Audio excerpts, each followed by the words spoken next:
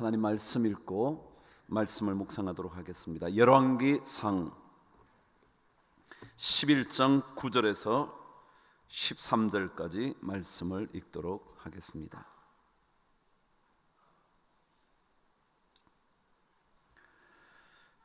제가 13절까지라고 적어야 되는데 잘못 알려줘서 12절까지 돼 있어요. 13절까지예요. 자, 저와 함께 9절부터 교독하도록 하겠습니다. 솔로몬이 마음을 돌려 이스라엘의 하나님 여호와를 떠나므로 여호와께서 그에게 진노하시니라. 여호와께서 일찍이 2번이나 그에게 나타나시고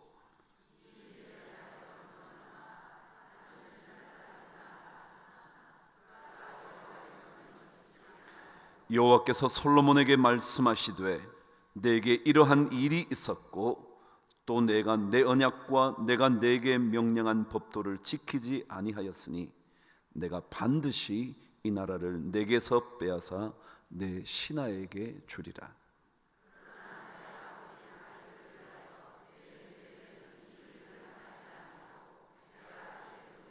함께 읽으실까요? 오직 내가 이 나라를 다 빼앗지 아니하고 내 종 다윗과 내가 택한 예루살렘을 위하여 한 지파를 내 아들에게 주리라 하셨더라. 아멘.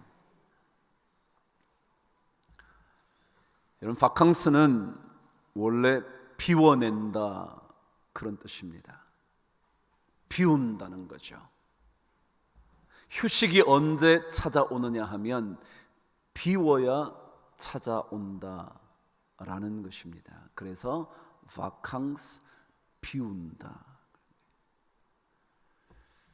신앙은 어떤 거냐 하면 내 생각을 비우고 하나님의 생각을 집어넣는 겁니다. 그때라야 영혼이 쉼을 얻습니다. 그렇지 않으면 수만 가지의 생각이 우리의 삶을 끊임없이 괴롭힙니다.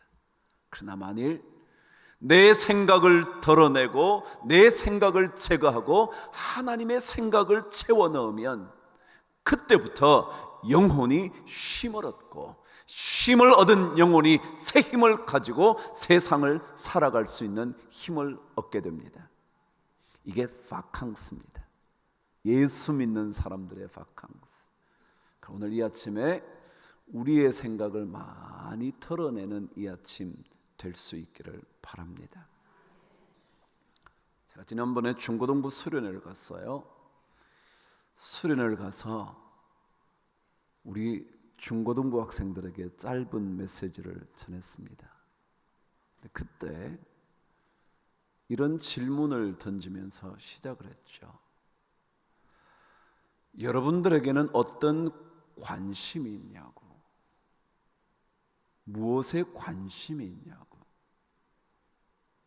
그리고 또 물었죠.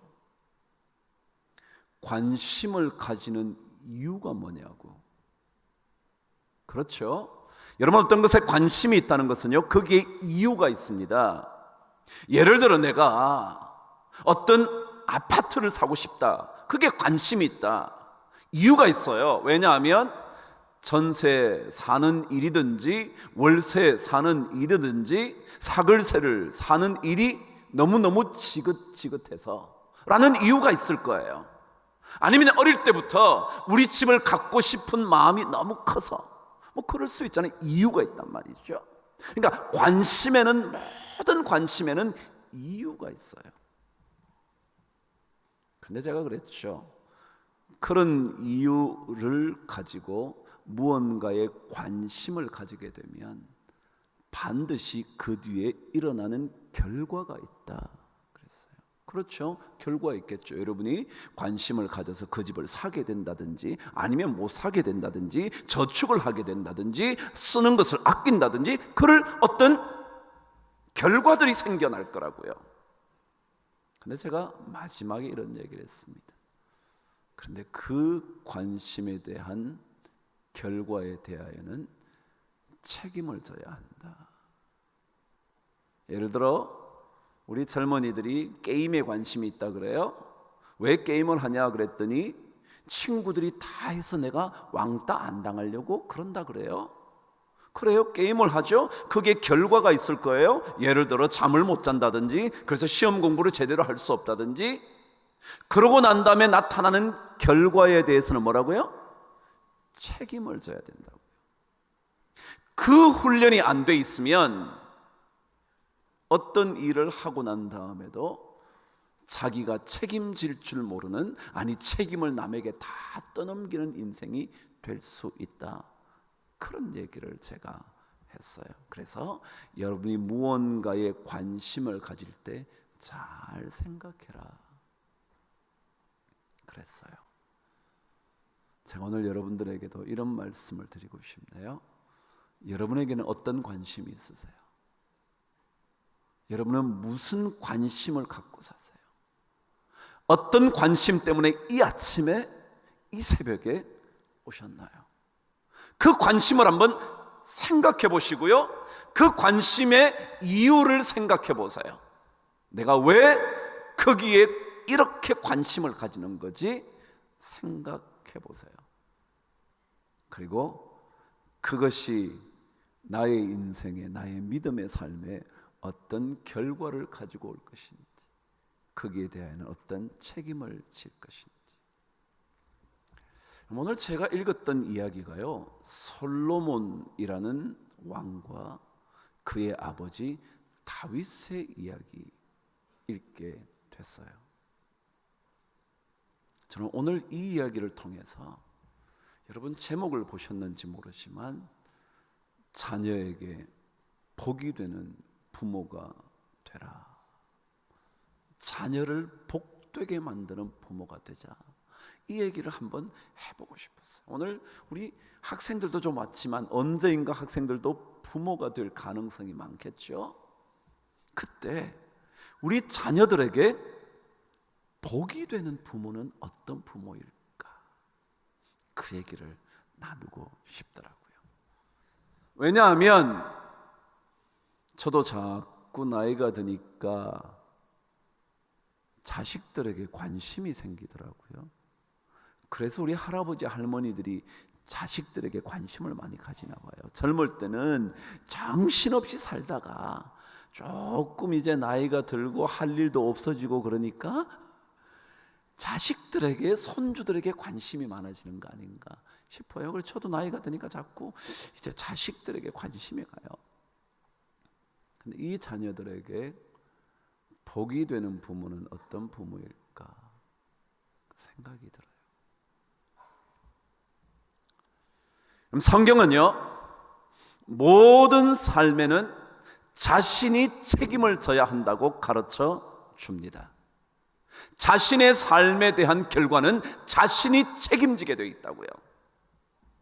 에스겔 18장 20절 말씀을 여러분과 제가 읽을 텐데요, 반드시 우리 모두가 읽으셔야 합니다. 이게 하나님의 원칙입니다. 저와 함께 에스겔 18장 20절로 가보도록 하죠.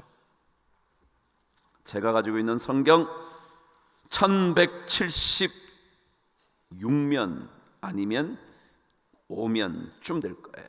자, 찾아보세요. 우리 젊은이들도 반드시 읽어야 합니다. 잘 들어보시죠. 여러분, 성경은 하나님의 원칙이 담겨져 있습니다. 이 원칙 따라 살면 하나님의 놀라운 복이 주어지고요, 이 원칙을 놓치면 하나님의 예비한 복이 자꾸 떠나갑니다. 이 원칙 먼저 하나 배워 보시죠. 18장 20절 시작. 범죄하는 그 영혼은, 아직 못 찾은 분이 참 많은 것 같아요. 못 찾으셨으면 천천히 찾으세요. 천천히. 제가 페이지까지 알려드렸으니까 1176면. 그런데 이 1176면을 신약에 찾으시면 절대 없습니다. 신약은 1000페이지가 넘어가지 않아요. 그러니까 꼭 구약에서 찾아주시면 감사하겠습니다. 구약에서 1176면 내지 5면 시작. 범죄하는 그 영혼은 죽을 치라. 아들은 아버지의 죄악을 담당하지 아니할 것이요 아버지는 아들의 죄악을 담당하지 아니하리니 의인의 공의도 자기에게로 돌아가고 악인의 악도 자기에게로 돌아가리라. 뭐라고 그랬냐면 우리 삶의 결과는 우리가 책임진다. 자식의 삶은 자식이 책임진다. 아버지의 삶은 아버지가 책임진다. 절대로 아들의 삶을 아버지가 책임질 수 없다. 아버지의 삶을 또한 아들도 책임질 수 없다. 반드시 자신의 삶에 대하여 자신이 책임을 진다.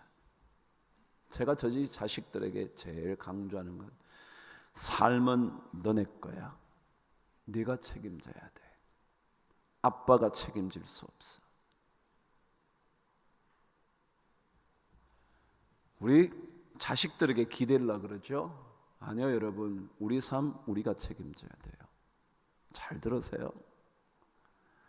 내 삶을 자식이 책임져야 된다고 생각하는 부모들은요, 자식이 나중에 억울하게 생각될지 몰라요. 잘 책임지지 않는 것 같아서. 자녀들 잘 들으세요. 아직까지는 어릴지 모르지만 자신의 삶은 자신이 책임져요. 오늘 그렇게 말했어요. 아들의 삶을 아버지가 대신 질 수 없고 아버지의 삶을 자식이 대신 질 수가 없다. 의인의 공의도 그 사람에게 돌아가고 악인의 악도 그 사람에게 돌아간다. 우리가 책임져야 돼. 우리가 각자가. 그런데 이 하나님의 원칙에 대하여 하나님이 다른 얘기를 하고 계신 거예요. 그 말씀을 여러분과 읽어볼 거예요. 오늘 말씀 본문 12절을 저와 함께 읽겠습니다. 시작. 그러나 내 아버지 다윗을 위하여 내 세대에는 이 일을 행하지 아니하고 내 아들의 손에서 빼앗을 것이다.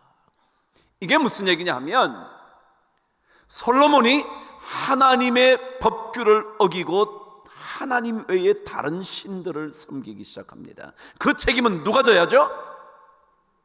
솔로몬이 져야 돼요. 오늘 여러분 에스겔 말씀을 읽었잖아요. 자신의 삶의 결과는 자신이 진다고. 솔로몬이 져야 되는 거예요. 분명한 하나님의 원칙이에요. 근데 이 원칙에 대하여 하나님이 또 다른 말씀 하나를 적어놨는데 이렇게요. 네가 다른 신을 섬겨서 나를 떠나서 벌을 받게 될 텐데, 그런데 너 아버지 다윗 때문에 내가 너 때에 너 세대에 그 벌을 내리지 않을 거야 라는 거예요. 제가 이 말씀을 읽다가 하나님, 혹시 부족한 우리 부모들이지만 우리 때문에 우리 자녀들이 받게 될 그 복이 한 세대만 넘어가게 해 주시옵소서. 그게 막 기도가 되더라고요. 내가 혹시라도 다윗 같은 부모가 되어서 하나님이 우리를 보다가 그래, 너 때문에 너 자녀들에게 내려질 재앙이 물러가게 되도록 내가 해줄게. 그 말씀을 듣고 싶더라고요. 여러분, 어떤 부모가 되시고 싶으세요? 많은 것 물려주고 싶은 부모이고 싶으세요? 많은 것들을 남겨주고 떠나고 싶은 부모이세요? 그런데요, 성경은 그런 말 하지 않고요, 그 물려주는 것이 뭔지는 모르지만 아니야, 너희들 때문에 너희들의 자식들이 재앙으로부터 벗어나게 될 수 있는 그런 부모는 돼야 돼 라고 말씀하는 것 같아요. 좋은 부모 되는 게 어떤 걸까요? 그래요. 사랑을 많이 주는 부모 맞아요. 어쩌면 잘 양육해 주는 부모 맞아요. 그 자녀를 잘 돌봐줄 수 있는 그런 부모 좋아요. 근데 그것과 함께 언제인가 하나님께서 형태가 너 때문에 너 자식들이 받게 될 재앙이 물러갈 거야 라고 말씀하시게 되는 삶을 내가 살면 좋겠다. 내가 살면 좋겠다. 다른 거 물려주는 것보다 하나님께서 나의 인생을 보다가, 여러분의 인생을 보다가, 부모들의 인생을 보다가 너네들의 믿음의 삶 때문에 자식들에게 내려질 재앙을 그 세대에 임하지 않고 다음 세대로 넘겨줄게 라고 말씀하시는 그 말씀을 여러분과 제가 꼭 듣게 되기를 간절히 축복합니다. 다윗과 솔로몬의 시대를 통일 왕국이라 그럽니다. 다시 말하면 지파들이 나누어지지 않은 채 한 나라를 이루었습니다. 오늘 말씀에 의하면 솔로몬의 죄악 때문에 솔로몬 당시의 나라가 나눠져야 하는데 하나님께서 다윗을 보면서 아버지 다윗 때문에 솔로몬 너 때에 왕국이 분열되지 않을 거야. 너 아들 세대에 가서 분열될 거야 라고 말씀하시는 게 오늘 본문이에요.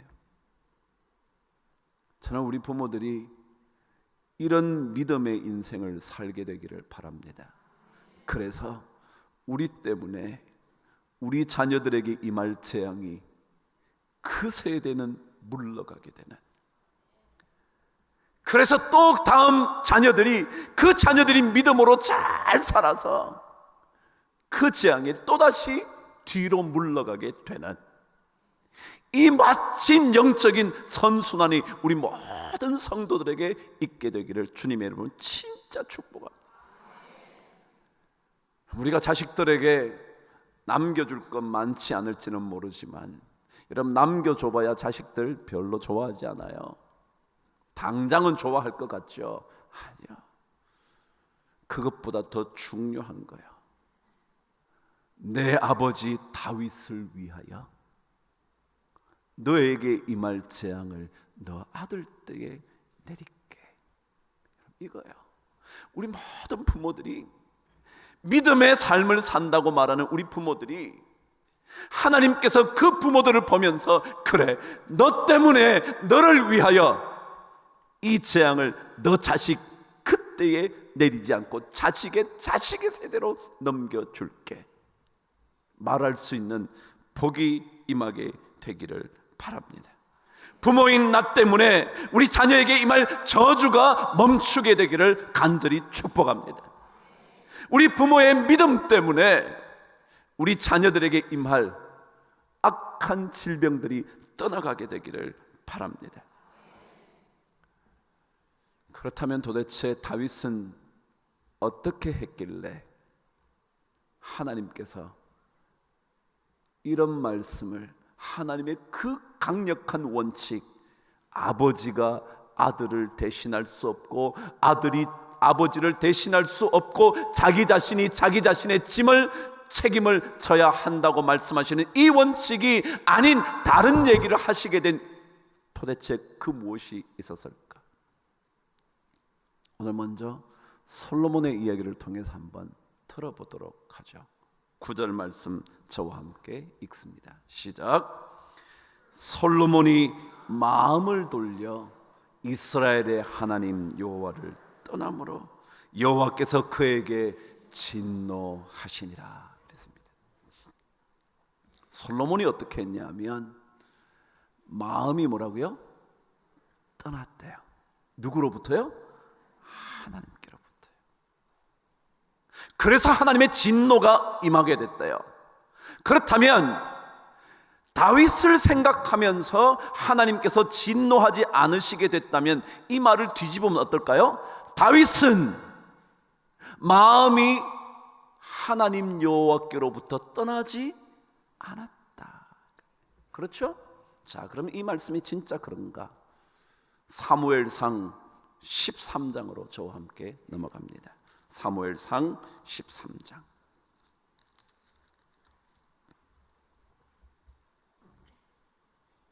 13장 14절 저와 함께 말씀을 읽습니다.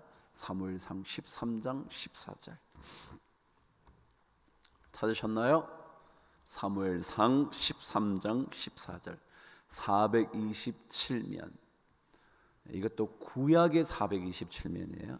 신약의 427면을 찾지 마시고 구약의 427편을 실면을 찾으시죠. 찾으셨나요? 저와 함께 말씀을 읽습니다. 시작. 지금은 왕의 나라가 길지 못할 것이라 여호와께서 왕에게 명령하신 바를 왕이 지키지 아니하였으므로 여호와께서 그의 마음에 맞는 사람을 구하여 여호와께서 그를 그의 백성의 지도자로 삼으셨느니라 하고 그랬습니다. 이 얘기는 누구 얘기냐면 사울 얘기입니다.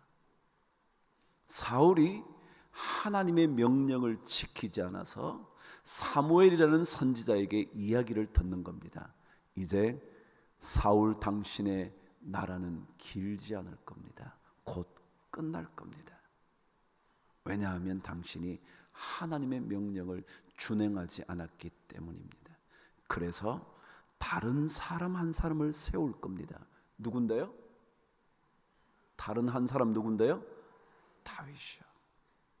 그 사람을 세워 하나님의 나라를 일으킬 겁니다. 그 사람이 어떤 사람이냐 하면 이렇게 기록됩니다. 여호와께서 그의 마음에 맞는 사람을 구하여 여호와께서 그를 그의 백성의 지도자로 삼으실 겁니다.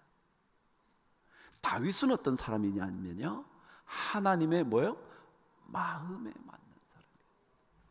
사도행전이 그렇게 얘기하잖아요. 하나님의 마음에 맞는, 다윗은 나의 마음에 합한 자라. 그러잖아요. 마음에 맞다는 건 마음. 여러분, 신앙의 삶은요, 행동보다 더 중요한 게 뭐라고요? 마음이요. 마음. 물론 하나님의 뜻을 행하는 삶이 참으로 중요하지만 그러나 그 마음 속에 하나님이 없이도 그렇게 할 수 있어요. 마음에 하나님이 없이도. 여러분, 사람은요 세 가지 삶이 있다 그럽니다. 하나는 뭐냐면요, 외부적인 삶이요. 외부적인 삶. 외부적인 삶은 어떤 거냐면요, 남들이 볼 때 내가 그런 줄 아는 삶이요. 이해가 되시나요? 그러니까 자기는 사실은 이거 좋아하지도 않아요. 좋아하지도 않는데 남들이 볼 때 그거 좋아하는 게 좋을 걸, 그러면 자기가 좋아하는 척 하는 거예요. 그럼 남들이 뭐라고 생각하냐? 황 목사가 저걸 좋아하나 봐 라고 보는 삶 있대요. 그렇죠? 여러분 안 그러시나요?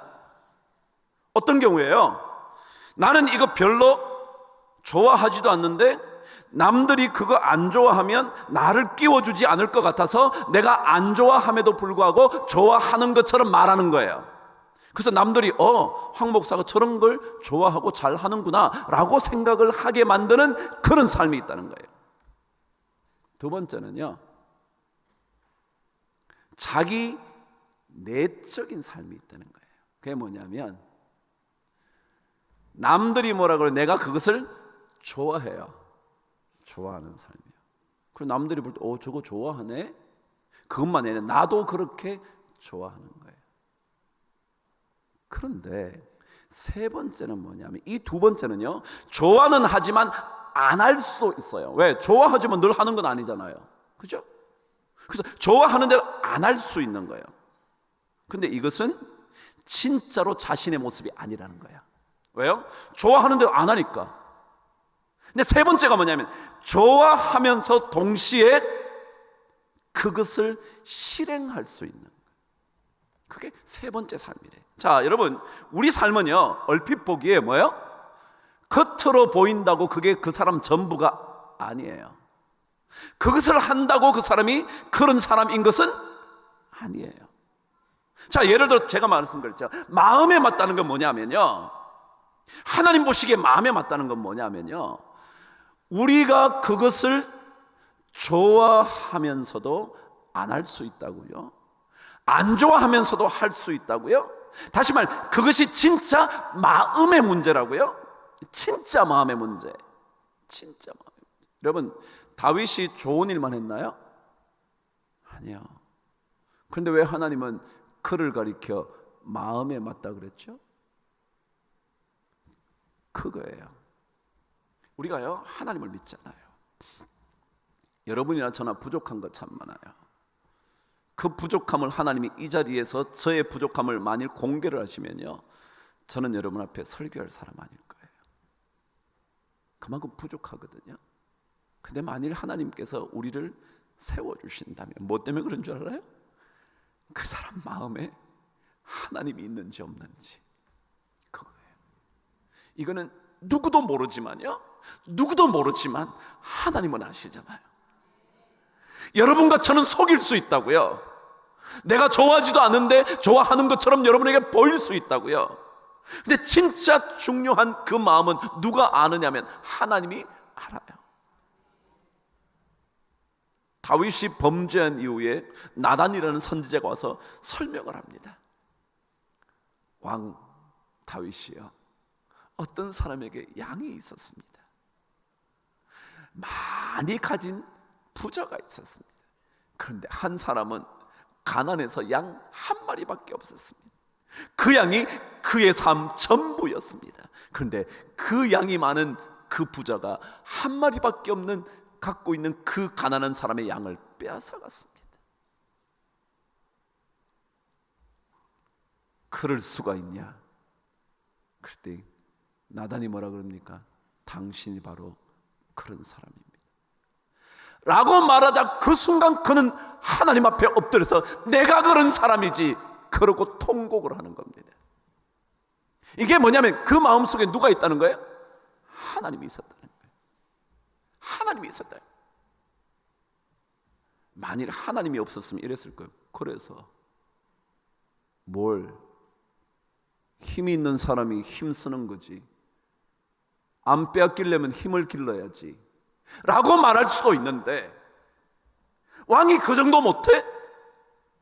권력을 가진 사람이 그 정도도 못한다고? 그럴 바에 못하러 권력을 가져 라고 말할 수도 있는데, 그는 그 얘기를 듣자마자 뭐예요? 내가 그런 사람입니다.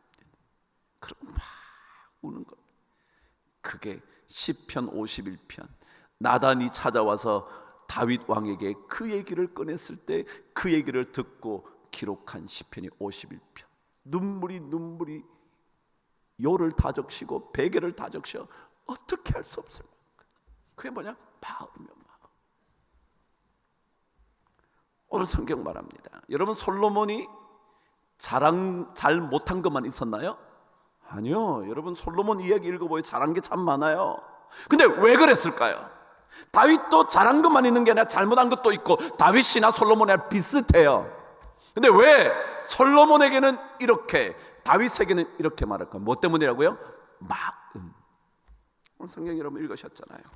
열왕기 상에 여호와께서, 솔로몬이 마음을 돌려 여호와께로부터 떠났다.